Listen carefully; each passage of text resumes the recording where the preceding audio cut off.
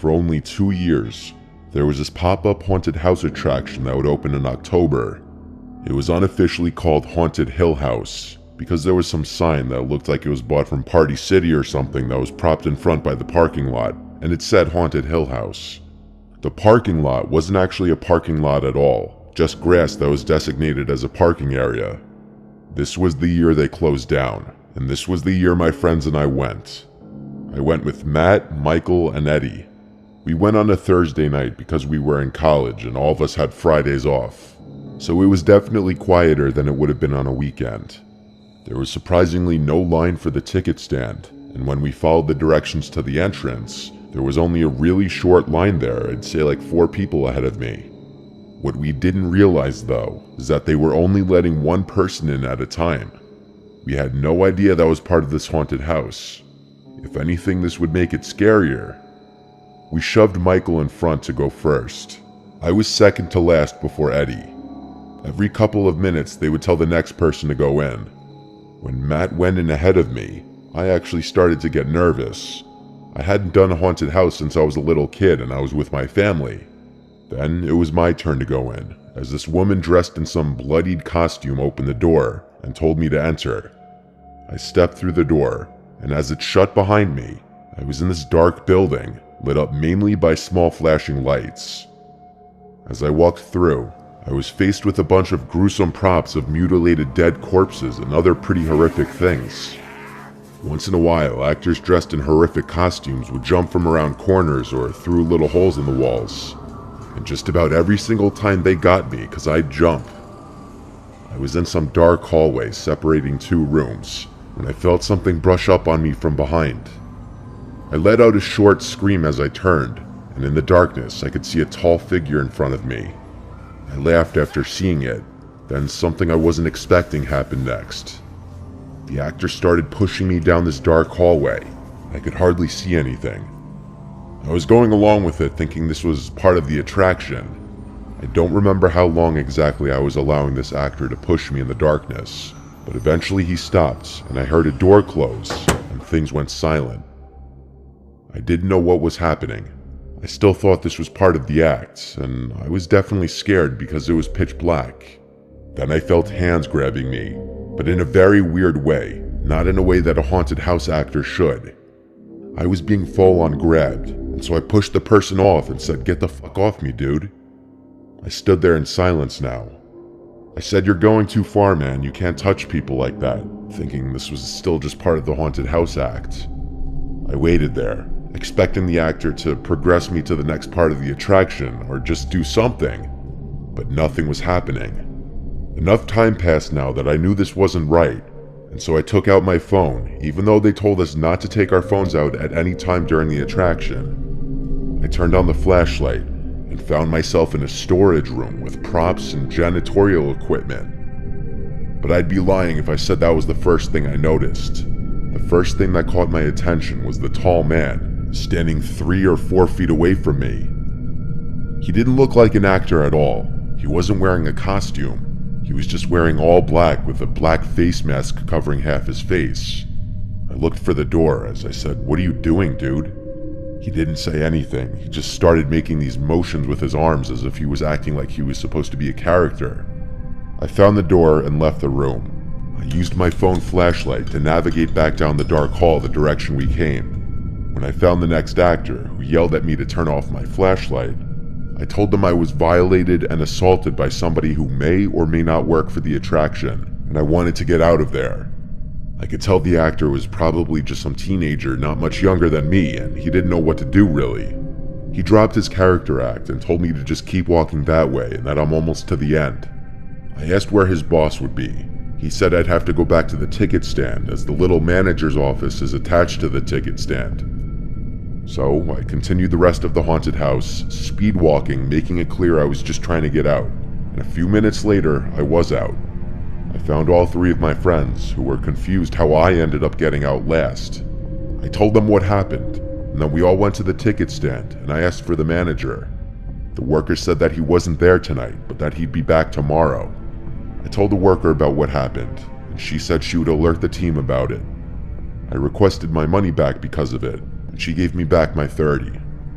It was the next day that a girl from our college who we all knew posted on Facebook that she was sexually assaulted by someone in the same haunted house the night before, the night we were also there. This was the reason the place was eventually shut down that month.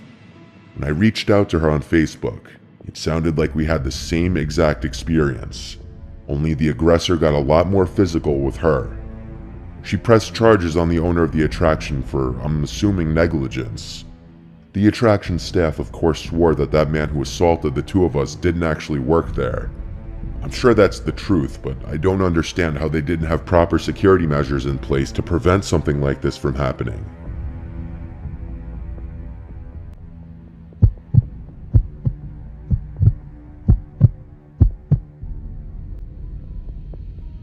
This was the first and last time I ever went to a haunted house attraction. I live in Fort Worth, Texas, and every year there's this big haunted house attraction that opens up. A few of my friends wanted to go this year, and I figured it's time I just finally experience a haunted house. For a little early context, I had a very troubled childhood that's caused me to develop PTSD, but I'll get more into that later. It was a weekend, so nobody wanted to go into this sober. My friend Noah hosted a little pregame for all of us. It was going to be 6 of us, my 3 guy friends and 2 of their girlfriends. We all smoked and drank in Noah's backyard, everyone thinking it would make the experience more fun. We bought our tickets for the attraction on their website while we were pre-gaming. I rarely ever smoked weed because it makes me kind of paranoid, but I guess tonight I wanted to try smoking again and see if I could overcome that barrier.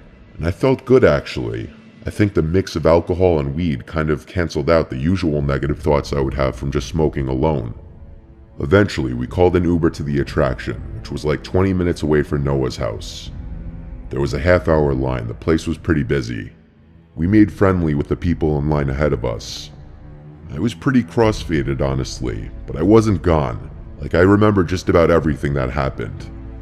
When we got to the front, I started feeling a bit woozy, but I didn't say anything to my friends. We entered the haunted house, and from the start, there was a lot of screaming and intensity. The actors were really good, but intense, and it was starting to give me anxiety. I was starting to realize how not okay I was, and how much of a mistake getting high was. One of the haunted house actors must have realized how scared and quiet I looked, and he chose to get in my face trying to scare me, yelling and making noises. I'm not gonna lie, I was starting to internally freak out, but I was trying to keep it together in front of my friends. This haunted house was going on for what felt like forever, and in my condition, every single jump scare made me almost shit my pants. All the flashing lights and fog really made this whole experience even more trippy and surreal. We came to this room lit up with an eerie red glow, with a bloodied man dressed as a guy in a suit and top hat yelling at us, part of the act. But behind him, in the corner of the room, was a guy who wasn't dressed as anything. He was just standing there looking at me, into my soul. And as I realized I was looking at the face of my father, I let out a scream straight from my stomach, as I felt every hair in my body stand up. The room went silent, and my friends looked at me laughing at first, thinking I was joking around.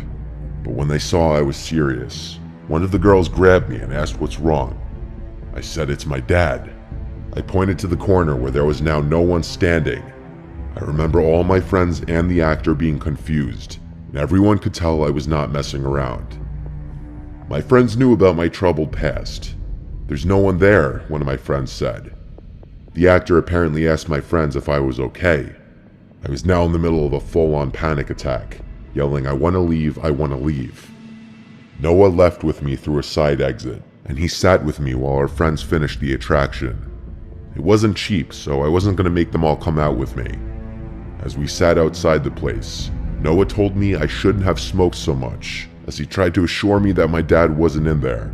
I was just hallucinating. So my father used to abuse my siblings and I. I'm the oldest, so I remember the most of it. He left us and our mom one day and never came back when I was 10.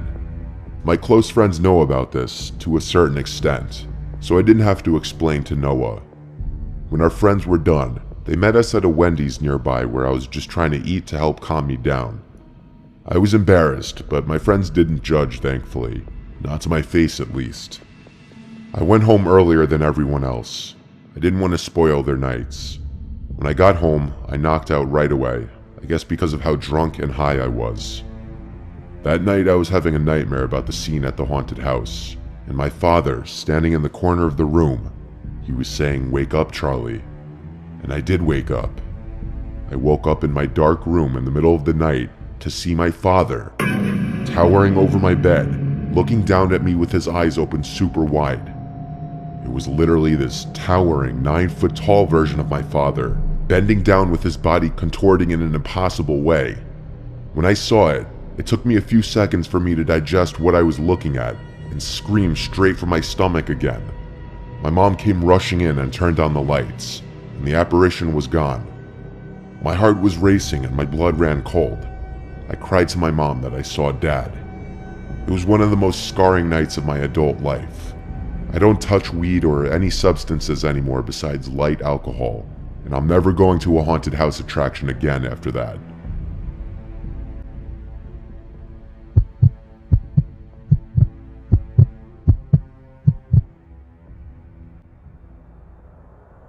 During COVID, I thought it would be fun to get a job at a local haunted house attraction. My friend Marissa was already working there, and she told me they were looking for new actors and actresses. She pulled some strings and got me a job after I met with the owner. There were multiple sections to the haunted house attraction, including 3 haunted houses and the haunted corn maze. On my first day on the job, there was some slight rehearsing my character and just demonstrating my acting skills to one of the supervisors who was on duty. My role for the night was assigned to be a damsel in distress, and this meant I was going to be tied to a pole and yelling at the guests to help me as they walked past me. Of course, all guests would be told before entering not to touch any of the actors or actresses, so they would know not to actually untie me when I'm screaming, "Help me." So before opening time, the supervisor/coordinator Jeremiah walked me to my post. Quite literally my post, because I'd be tied to a wooden post in the corn maze. I was honestly surprised that I actually had to be tied up and not just pretend. I asked how I would go to the bathroom and such. He said there would be short breaks between sessions. He also said there would be another supervisor nearby if I should need anything, which made me feel a little better. Once he walked away, I was left alone. There were a bunch of sound effects and scary ambiance loops echoing through the cornfield from the various speakers hidden throughout the maze. Pretty soon, a little air horn sounded in the distance, indicating that the attraction was open and to get into character. I was nervous but excited. Since I was more so in the middle of the corn maze, it wasn't until a few minutes passed that the first guest would be passing me. I started to put on my best performance as a damsel in distress, so I screamed and fake cried, begging everyone who passed for help, saying he's coming back soon, untie me. Some people would play along and say things back, and I'd improvise responses in character. Everyone was wearing face masks because of COVID, so I couldn't see people's entire faces. Eventually, 2 male guests who looked to be in their 30s walked past looking at me, not saying a word. One of them slowed down as he just shot me this gaze with his big eyes that quite honestly creeped me out. They kept walking and disappeared further into the maze. This was around the time I was starting to realize there would be long gaps between guests sometimes. I could suddenly hear someone brushing through the crops nearby. I was wondering if it was a staff member. The guests weren't supposed to stray off the path. I turned completely around and saw 2 men emerging from the crops, towards the pole I was tied to, the same 2 men from before. Something wasn't right. I broke character and said, "You guys can't stray off the path." And then one of them laughed under their mask, and the 2 men started speaking in some other language, I think Russian. Then one of them walked back to the path, but in the opposite direction that the guests are supposed to go. He just started standing there, keeping watch it seemed, while the other one started to inappropriately grab me. I knew what was happening immediately, and I started screaming bloody murder, saying, "Help, this isn't part of the act." I called out things like I'm being assaulted, and moments later one of the supervisors emerged, seeing if I was okay. By then, the 2 men had already run away. I was untied and escorted out of the maze. I called my parents, and they insisted I just leave right now. I left, and Jeremiah and one of the other supervisors said I'd be paid for the night, and if I didn't want to come back, they'd understand, but to just keep them in the loop. I wish I could say it was over though. On my drive home, I was extra cautious to make sure I wasn't being followed. I noticed halfway home that the same white car was behind me the whole time. I started making turns down random streets, and when the white car stayed behind me every single time, I knew I was being followed.